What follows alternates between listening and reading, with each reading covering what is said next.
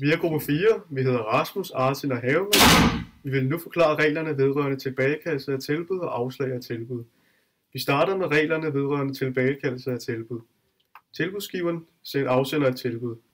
Kort efter fortryder tilbudsgiveren til tilbud, da han har lavet en regnefejl. Han sender derfor en tilbagekaldelse af sit tilbud. Rasmus modtager tilbud, før han modtager tilbagekaldelsen. Tilbuddet er derfor gældende, og Rasmus har derfor mulighed for at acceptere tilbuddet. Havemann modtager derimod tilbuddet og tilbagekaldelsen samtidig, og tilbuddet er derfor ikke gældende. Og Havemann har derfor ikke mulighed for at acceptere tilbuddet. Tilbudsmodtageren afslår tilbuddet. Tilbudsgiveren afsender et tilbud. Rasmus modtager tilbuddet. Rasmus er meget utilfreds med tilbuddet og vælger derfor at afslå tilbuddet.